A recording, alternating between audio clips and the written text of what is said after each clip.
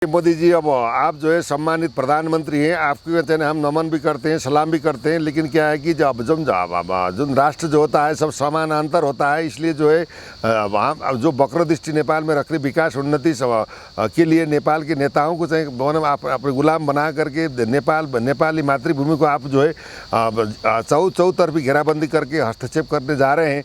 इसमें आपके लिए पशुपतिनाथ के हिसाब से भी आपको अच्छा नहीं होगा। इसलिए जो है धर्म के हिसाब में ठीक है, वैदिक सनातन धर्म नेपाल में भी स्थापित करना चाहिए, भारत में भी होना चाहिए। हो सकता है तो आप नेपाल के दर्शकबिन नमस्ते अनि हार्दिक स्वागत छ। विशेष गरी भारतले नेपालका भूभागहरू मिचेको कुराहरूलाई त नयाँ नलिउँ, तर अहिले नयाँ तरिकाले एउटा प्रचारात्मक ढङ्गले जुन एउटा चलचित्र आदि पुरुषमा जानकी भारतमा जन्मिएकी हुन् भनेर अर्कोतर्फ प्रचार गर्न थालिसकेपछि काठमाडौँका मेयर बालेन्द्र शाहले काठमाडौँभित्र चलचित्र नलगाउने निर्णय लिए। यसै सन्दर्भमा हामी कुराकानी गर्छौँ। हामीसँग कुराकानी गर्नको लागि पूर्व डिएसपी केपी शर्मा पन्थी हुनुहुन्छ। सबै मिडियामा यहाँलाई स्वागत छ। धन्यवाद। जय जननी जय मातृभूमि। हिजोका दिनमा जानकीलाई बचाउनलाई हनुमान लागेका थिए, अहिले चाहिँ जानकी बचाउनलाई बालेन्द्र शाह लागे भन्छन् नि, के छ तपाईँले कसरी बुझ्नुभएको छ? यो राष्ट्रियतासँग गाँसिएको अहम प्रश्न पनि हो। राष्ट्र, मुलुक, माटो र धर्म, संस्कृति, परम्परा, वैदिक सनातनी चाहिँ इतिहास समेतका कुराहरूलाई संरक्षण, सम्वर्धन र चाहिँ व्यवस्थापन गर्नको लागि एउटा युवाले एउटा मेयरको चाहिँ एउटा पदीय स्तरबाट भारतलाई च्यालेन्ज गरेको अवस्था यो देशको लागि अत्यन्त सुखद पक्ष पनि हो। जसरी के भन्दाखेरि रावणले सीतालाई चाहिँ छलकपट गरेर हरण गरेर लङ्कामा लगेर राख्दाको अवस्थामा हनुमान, राम भक्त हनुमानले जसरी सीतालाई बचाउनको लागि प्रयास गरेका थिए, अहिले चाहिँ एउटा हनुमानै भएर देशकै हकमा र हाम्रो संस्कृति र चाहिँ इतिहासलाई बचाउन जानकी माता नै हाम्रो धरतीमा नै जन्म भएको एउटा चाहिँ उहाँको चाहिँ के भन्दा पिता जनकले चाहिँ नि हलो जोत्दाखेरि हलोको फालीमा अड्किएको बाकस देखिएर खोलेर हेर्दाखेरि त्यहाँ एउटा जननीको चाहिँ नि के भन्दाखेरि उत्पत्ति भएबाट भारतले चाहिँ के भन्दाखेरि नेपालमा जन्मेकी जननी जानकीलाई भारतकी बेटी भनेर चाहिँ आदि पुरुष एउटा फिल्ममा जुन एउटा साउदी फिल्म इन्डियाको चाहिँ रिलिज भएको छ हिजो, त्यसले चाहिँ के भन्दाखेरि नेपालमा मात्र नभएर विश्वमै जहाँ जहाँ चाहिँ रिलिज हुन्छ त्यहीँसम्म चाहिँ यो कुराहरू भारतकी बेटी जानकी भन्ने नभएर नेपालको चाहिँ भनौँ छोरी नेपालको चाहिँ के भन्दाखेरि देवी होइन देवी शक्ति हुन् भन्ने खालको करेक्सन गर्नको लागि बालेनले खबरदारीपूर्वक चाहिँ एउटा चाहिँ खबरदारी गरेका छन्। यसै क्रममा चाहिँ के भन्दा बालेनले नै के भन्दा नेपालमा विशेषतः काठमाडौँमा रिलिज हुन लागेको आदि पुरुषलाई चाहिँ के भन्दा बन्द गराएका छन्। आज पनि अब सेन्सर चाहिँ त नेपालमा त गर्न चाहिँ भारतले घोडा नै टेको बाध्य नै भयो। फिल्म जगतको चाहिँ डाइरेक्टरले चाहिँ त्यसलाई नेपालमा सेन्सर गरेर चाहिँ त्यो भारतकी बेटी जानकी भन्ने जुन शब्द त्यो हटाइए तापनि अब एउटा के अठोट आयो भन्दा नेपालमा मात्रै होइन विश्वमा जहाँ जहाँ यो फिल्म आदि पुरुष रिलिज हुन्छ त्यो ठाउँमा नै के गर्नुपर्छ भन्दाखेरि यसलाई करेक्सन गर्नुपर्छ। यो राष्ट्रको मामला हो, यो चाहिँ धर्मको मामला हो, सांस्कृतिक इतिहास गाँसिएको मामला हो भनेर चाहिँ अठोटका साथ उनी अगाडि बढेका छन्। आजै पनि म सुन्दैछु भनौँ अहिले चाहिँ गोपीकृष्ण हलकता एक दुईवटा फिल्ममा उमा चाहिँ तोडफोड भएर बन्द भएको अवस्था पनि छ। त्यसैले व्यवस्थापन सम्पादन राष्ट्रको लागि, राष्ट्रको हितको लागि, अब देशको चाहिँ अखण्डता सार्वभौमसत्ता बचाउनको लागि जुन अठोटले एउटा भनौँ देशको प्रधानमन्त्रीले चाहिँ मन्त्री परिषदले गर्न नसकेका काम एउटा व्यक्तिले चाहिँ गरेका छन्। यस्ता व्यक्तिलाई साथ समर्थन सहयोग चाहिँ सबैले दिनु पनि पर्दछ। यति मात्र नभएर बालेन हर्क र चाहिँ गोपी हमालको चाहिँ अहिले तपाईँको चाहिँ ब्रिटिस मिडियामा, ब्रिटिस अमेरिका जर्मनका भनौँ अङ्ग्रेजी मिडियामा चाहिँ बालेन जस्ता चाहिँ मेयर हुनुपर्छ भनेर नेपालको नाम विश्वमै अहिले भनौँ एउटा चम्किलो तारा जस्तै चम्काएका छन्। यस बारेमा बालेनलाई हामीले चाहिँ स्वागत, सम्मान र चाहिँ अझै हौसलाका साथ अगाडि बढ्न अभिप्रेरित सबैले गर्नुपर्छ भन्ने मेरो पनि मान्यता र अपिल पनि हो। होइन, जस्तो तपाईँहरू पनि धर्म, संस्कृति, संस्कार, परम्परालाई जुन जगेर्ना गर्नुपर्छ भनेर लागिरहनु भएको छ। यसरी आज जानकीको कुरा आयो, भोलि गौतम बुद्ध पनि इन्डियामा नजन्मेका हुन् भन्न सक्लान्। तपाईँहरूको चाहिँ भारतप्रति खबरदारी केही रहँदैन अथवा के छ? किन रहने? भारत चाहिँ के भन्दाखेरि भारतमा ठिक छ हाम्रो बेटी रोटीको सम्बन्ध, संस्कृति, धर्म, परम्परा, इतिहास, सभ्यता, मठ मन्दिर होइन, पैतृक चाहिँ गया जस्तो ठाउँमा गएर पिण्ड दिने यावत कुराहरू पौराणिक चाहिँ एउटा तथ्यहरू छन्, त्यो कुरालाई हामीले मान्नुपर्छ। तथापि भारतले चाहिँ कहिले चाहिँ मैंने हमारे देश में चाहिँ बुद्ध भगवान हमारे देश में जन्मे हैं भनेको छ, कहिले चाहिँ अब के भनेको छ। अब तपाईँको नेपालको चाहिँ अतिक्रमण भू अतिक्रमण 74 स्थानमा चाहिँ भू अतिक्रमण गरेको छ। सुस्ता कालापानी लिपुले लिम्पियाधुरा पनि मेरै हो भनेर उसले सार्वजनिक तथा के भन्दा प्रशासनिक नक्सामा देखाएको छ। उसले नेपाल मात्रै होइन पाकिस्तान, तिब्बत तपाईँको चाहिँ के भन्दा बर्मा, श्रीलङ्का र नेपालका भूभाग पनि आफूमा राखेर छिमेकी देशलाई चिडाउने काम गरिरहेको छ।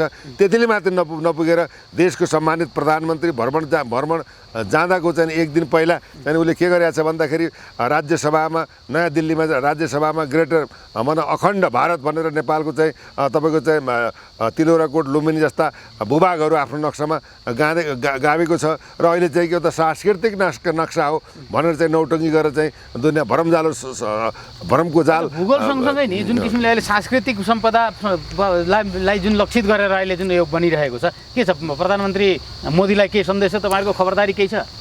मैले के भन्न चाहन्छु, देखिए मोदी जी, अब आप जो है सम्मानित प्रधानमंत्री हैं, आपके कहते हैं हम नमन भी करते हैं, सलाम भी करते हैं, लेकिन क्या है कि जब जो राष्ट्र जो होता है सब समानांतर होता है। इसलिए जो है वहाँ जो वक्र दृष्टि नेपाल में रख रही विकास उन्नति के लिए नेपाल के नेताओं को चाहिए आप अपने गुलाम बना करके नेपाली मातृभूमि को आप जो है चौतरफी घेराबंदी करके हस्तक्षेप करने जा रहे हैं। इसमें आपके लिए पशुपतिनाथ के हिसाब से भी आपको अच्छा नहीं होगा। इसलिए जो है धर्म के हिसाब में ठीक है, वैदिक सनातन धर्म नेपाल में भी स्थापित करना चाहिए, भारत में होना चाहिए। हो सकता है तो आप नेपाल को करते तो हम चाहिँ भारत को नेपाल में समेट करके है ना मतलब अखंड चाहिँ नेपाल बना सकते हैं। इसलिए जो है आपका जो है त्याग तपस्या, जो चाय बेचते बेचते आप देश के प्रधानमंत्री मात्र न होकर के विश्व के एक लीडर बन गए हैं। इसलिए आपको नेपाल के लिए विकास उन्नति समृद्धि के हक में जनता के पक्ष में, न कि नेता के पक्ष में, जनता के पक्ष में आपको आगे बढ़ना चाहिए। क्योंकि जितने नेता हो आपके चाहिए अब गुणगान गा रहे हैं, इनके लिए कुछ फायदा भी नहीं होगा। इसलिए देश स्वतंत्र रहना चाहिए, स्वाधीन रहना चाहिए, अपना चाहिए हैसियत एक बराबर रखना चाहिए। आपने हमारे प्रधानमंत्री को जो स्वागत सम्मान में जो राज्य मंत्री भेज करके जो अपमान किया है, इसलिए नेपाली जनता बहुत दुखित है। इसलिए नेपाल को देखने का दृष्टिकोण आपका जो है अच्छा होना चाहिए। हम आपको सम्मान करते हैं क्योंकि हम आपका देश तो ब्रिटेन से 250 वर्ष से गुलाम बनकर बैठा है, तो आपका मतलब भारत कैसे अखंड भारत हो गया। इसलिए जो है झूठा मूठा बात निकाल करके मतलब ये जनता को भ्रम करने के लिए बात छोड़िए, दोस्ती बना के हमारे देश के हित में, जनता के हक में हमारा काला पानी लिपु लेक ससम्मान फिरता कर दीजिए। इसलिए जो है कि इसमें जो है विकास के बाधक के रूप में जो नेपाल मतलब देख रहे हैं, ये जो अच्छा नहीं है, नेपाली जनता के हक में ठीक नहीं है। इसलिए पशुपतिनाथ, मुक्तिनाथ, भगवान गौतम बुद्ध का आशीर्वाद लेना है तो देखिए सम्मान पाने के लिए, पहले सम्मान करने के लिए मैं आपके चाहिए सब नेपाली जनता की ओर से आपको चाहिँ मनन करने के सुधार होने की चाहिँ अपील करता हूँ। त्यसैले म के भन्न चाहन्छु भने के त अब युद्धको तयारी हैन, युद्ध भएन यस्तो छ। भएन भने के हुन्छ भन्दा यदि देश हो, हाम्रा सक्षम सेनाहरू छन्, यस्ता राष्ट्रवादी नेतृत्व वीर गोर्खाली जसले 2/3 विश्वलाई लिड गरेर वीर गोर्खालीको नाममा चर्चित भएर भिक्टोरिया क्रस पाएर ब्रिटेन फ्रान्स तपाईँको चाहिँ के अरे तपाईँको चाहिँ सिङ्गापुर, भारत, अहिले चीनमा र रसिया समेतमा नेपाली चाहिँ युवाहरूको चाहिँ शक्ति, वीरता, धैर्यता, शास्त्र चाहिँ एउटा के भन्दाखेरि निष्ठालाई विश्वले सम्मान गरेको छ भने अब भारतले पनि सम्मान गर्दैन भने त अब युद्ध नै हुन्छ। युद्धको निम्ति होइन, खुकुरी नउठाउने कुरै भएन। तपाईँले 2 वर्ष पहिला एकजना चाहिँ सेनाको भनौँ सिपाहीले एउटा रेलमा चाहिँ एकजना त्यहाँ रेलमा डकैती हुँदाखेरि एउटा चाहिँ खुकुरीको भरमा 40 जनालाई रेटेर चाहिँ एउटा महिलालाई चाहिँ बचाएको छ। 1 = 40 भयो भने 100 = 1000, 1000 = 1 मिलियन हुनसक्छ। त उनीहरूले के भन्दाखेरि गोर्खालाई खुकुरीकै भरमा पनि के भन्दाखेरि लड्न सक्छ। त्यसैले यो सम्बन्ध, दैत्तिक सम्बन्ध, परराष्ट्र चाहिँ असंलग्न परराष्ट्र नीतिलाई मनन गरेर एउटा कौशल राजनीतिको रूपमा मोदीजीलाई पनि प्रतिस्थापित गर्न भन्न चाहन्छु भने हाम्रा चाहिँ नेतृत्वहरू सदैव आफ्नो यत्रो चाहिँ सम्मानित प्रधानमन्त्री, राष्ट्रपति भएका व्यक्तिहरूले देशको हकमा, मुलुकको मुलुकको हकमा, राज्यकोमा, जनजीविकाको सवालमा, आर्थिक चाहिँ सम्पन्नताको सवालमा कल कारखाना स्थापित गरेर चाहिँ वैभवशाली राष्ट्र निर्माण गर्ने, घाँस बाँस कपास शिक्षा स्वास्थ्य सुकुम्बासी समस्या र विभिन्न खालको चाहिँ भ्रष्टाचारको अन्त्य र विभिन्न कालखण्डमा भएका यी काण्डहरूको चाहिँ पर्दाफास गरेर देशलाई सुशासन दण्डहीनताको अन्त्य बनाउने तर्फ जाने कि सदैव कहिले चीन बनाएको छ, कहिले भारत बनाएको छ, कहिले युरोपियन युनियन बनाएको छ, कहिले अमेरिका बनाएको छ, उही भिकै मागेर देश चल्ने? भिख माग्दा त एक छाक चल्ला, दुई छाक चल्ला, एक महिना चल्ला, जीवन चल्दैन। त्यसैले के भन्दा हामीले आफ्ना प्राकृतिक सम्पदाहरूलाई सुरक्षित संरक्षित गरेर हाम्रा प्राकृतिक चाहिँ जडीबुटी लगायतका खनिज पदार्थहरूलाई विश्व बजारमा पस्केर देशलाई सुसम्पन्न बनाउने काममा लाग्नुपर्छ।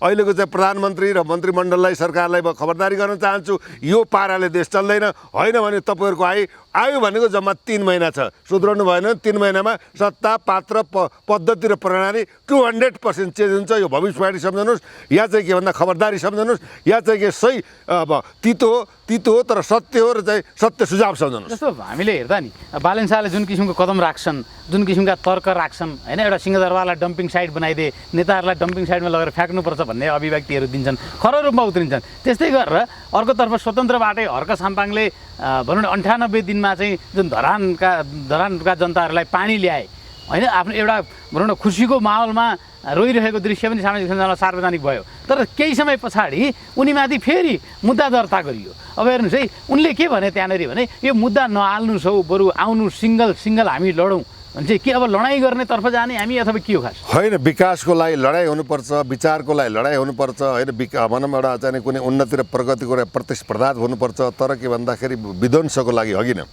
एउटा चाहिँ के भन्दा आज तपाईँ 32 वर्षसम्म तपाईँको चाहिँ नि के भन्दा शासन सत्ता सञ्चालन गरे, यिनीहरूले देशको लागि, मुलुकको लागि, राष्ट्रको लागि, जनताको लागि, गरिबी निवारणको लागि, होइन, विदेशी ऋण लिएर जनताको नाममा आएको पैसालाई लुटेर बर्मा लुट गरेर यिनले के गरे भन्दाखेरि आफ्ना सन्ततिको भरण पोषण गरेर चाहिँ आज चप्पल लाउन नसक्ने सुकिला मुकिला रसिला भुँडीवाल र एकदम जोसिला भएर आज देशलाई लुटिरहेका छन्। त्यसैले यो चाहिँ यो गणतन्त्र लुटतन्त्रकोमा परिणत भयो। यो चाहिँ यो प्रजातन्त्र नभएर के भन्दाखेरि अधिनायकवाद निरङ्कुश र चाहिँ के भन्दाखेरि अति चाहिँ उग्रवादको रूपमा स्थापित भयो। त्यसैले अब यो सत्ताको परिस्थिति, राजनीतिक अनभिज्ञता र जनताको मनोभाव र यो मुलुक र माटोको भू धरातलीय राजनीति यहाँ स्थापित हुन सकेन। आयातित धर्म, आयातित संस्कृति, आयातित चाहिँ विचार, आयातित व्यक्तित्व र आयातित राजनीतिक चाहिँ प्रशासन चलाएकै कारण देशको यो अभिगत यो भयो। आज 20-22 खरब त चाहिँ तपाईँको वैदेशिक ऋणबाट हामी थिचेका छौँ। मान्छे जन्मदा च्याँ गरेर चाहिँ मर्छ भने मर्दा पनि तपाईँको चाहिँ च्याँ गरेर ऋणी बोकेर मर्ने भयो। यो दुर्दशाको अन्त्य अब देशले चाहन्छ।